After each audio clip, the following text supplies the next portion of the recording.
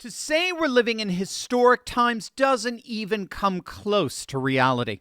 What's happening right now in the Persian Gulf, in the back channels of Tehran, in the holds of two of the most powerful warships America's ever launched, is the kind of moment that historians spend careers writing about. The kind of moment that gets named, the kind of moment that changes everything that comes after it. We are watching in real time the possible end of 47 years of Islamic tyranny in Iran. And right now, at this very hour, the clock is ticking. There's a 5-day diplomatic window open. There are 5,000 U.S. Marines loaded aboard two floating fortresses converging on the Persian Gulf. And there's a tiny island 15 miles off the coast of Iran that holds the entire financial lifeblood of the Mullah regime.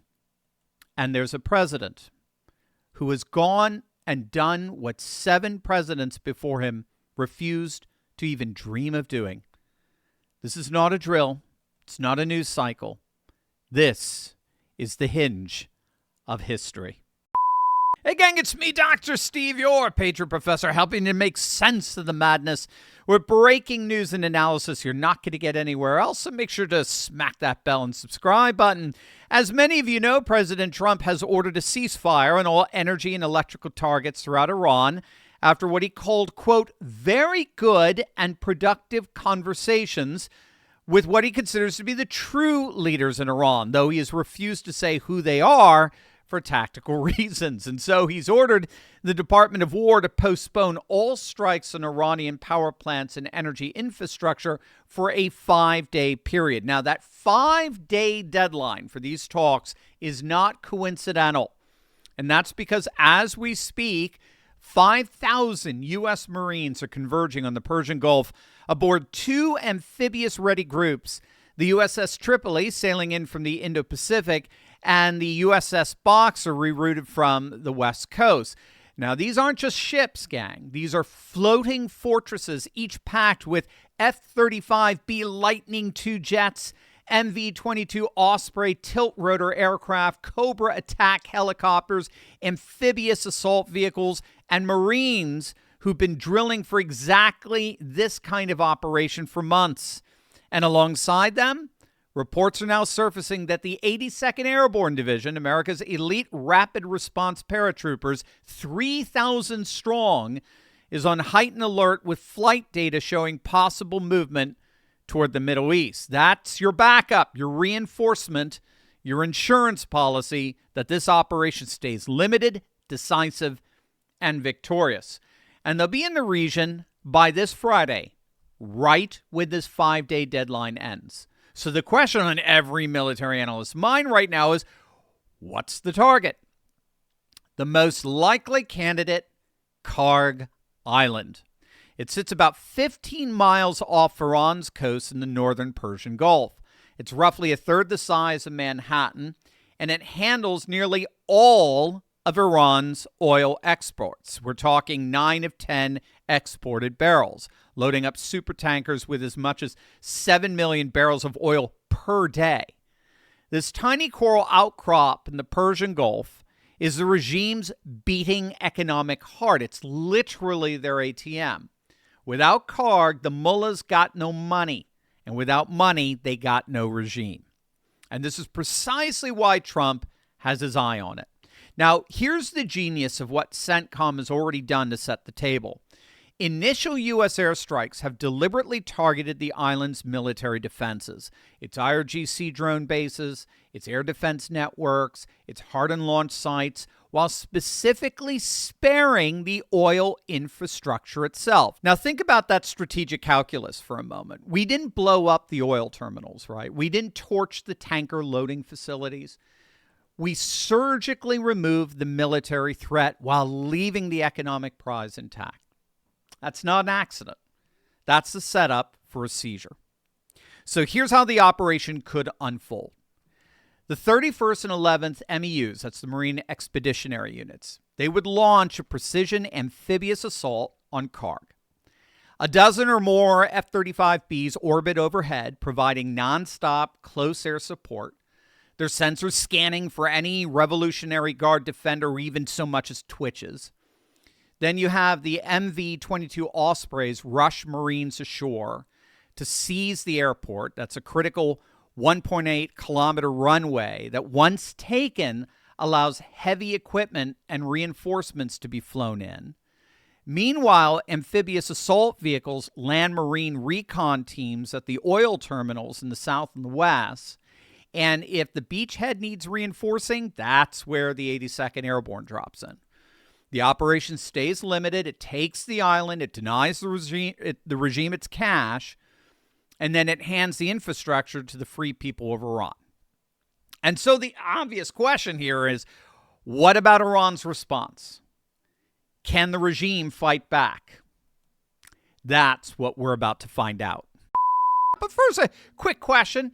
Have you ever wondered how politicians seem to buy stocks at the perfect time, right before major world events? Well, it just happened again. A member of Congress reportedly bought $50,000 in a defense company shortly after the Iran conflict began. Now, here's the wild part. Those trades are actually public information, which means everyday investors like you and me, we can follow them. Now, my friend Ross Givens is hosting a free training this Thursday, March 26th at 3 p.m. Eastern, showing exactly how this works.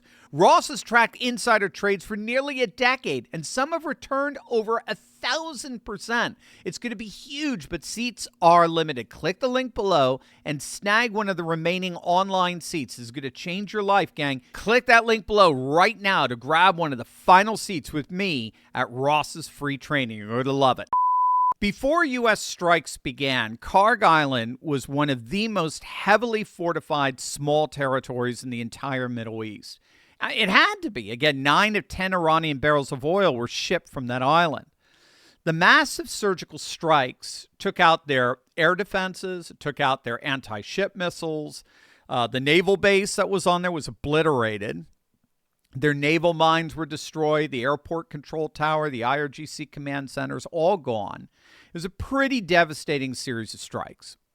But the most dangerous variable that remains here is mainland fire support. Again, Kharg sits only 15 miles from Iran's coast. It's well within range of mainline IRGC artillery, short-range ballistic missiles, mortar positions in the Zagros Mountains, and near unlimited swarms of cheap Shahed drones that they could fire. Most war gamers are arguing that landing troops on the island isn't much of a problem because of our overwhelming firepower, as I described earlier. The concern, and this is coming from military analysts, particularly at the Atlas Institute, the concern here is what they call the grounded Gallipoli scenario. So what this means is that even after taking the island, U.S. Marines would be sitting continuously within conventional artillery and drone range of the Iranian mainland indefinitely, right? So in effect, they're sitting ducks. Iran's already threatened that any invasion would trigger unprecedented escalation, including disrupting the Bab al-Mandeb Strait and targeting U.S.-linked energy infrastructure across the region. So they could end up both pinning down our troops with constant bombardment and even further disrupting the global oil market. Now, of course, we do have defenses against that grounded Gallipoli scenario. We've been striking mainland coastal positions preemptively. We talked about that in our second video today. We got cheap interceptor drones. It costs about $15,000 per shot with a reported 95% intercept rate against Shahed-type drones. We got laser rocket defense systems. We got the Aegis naval air defense. And most importantly, and consequentially for Iran, we got the oil, right? That's the ultimate leverage. As long as the terminals stay intact under U.S. control, Iran faces a catastrophic choice. Keep attacking and risk destroying the oil facilities, or even have Trump ordering those terminals destroyed, or stand down. Either choice means the end of the regime. But this is where the negotiations over this week are so key. Trump doesn't need to physically garrison Kharg permanently if Iran agrees to surrender its nuclear program and stop threatening Hormuz. The threat of permanent seizure is more useful than the seizure itself. I'll say that again. The threat of the permanent seizure is more useful than the seizure itself. This is why the diplomacy running parallel to the military campaign is so important. Seizing Kharg without a political pathway to transition could easily end up being a trap. But seizing Kharg with a credible political transition, in this case with exiled Prince Reza Pahlavi waiting in the wings, with Iranian streets already seething after 47 years of theocratic tyranny, this is how you turn the greatest tactical military victory in a generation into a lasting strategic win. So here's the bottom line. The Marines are locked and loaded aboard the Tripoli and the Boxer. The F-35s are already flying. The 82nd Airborne is on standby, ready to go. Iran's missile stocks are burning towards empty. And President Trump, he's playing literally 40-dimensional chess. Forget 4D.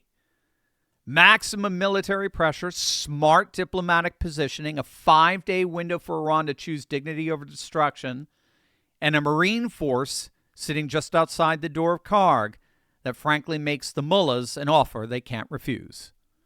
That, my friend, is not just the art of the deal. That's the art of the deal from 30,000 feet with an F-35 overhead. And that's what we'll be watching for in the days ahead.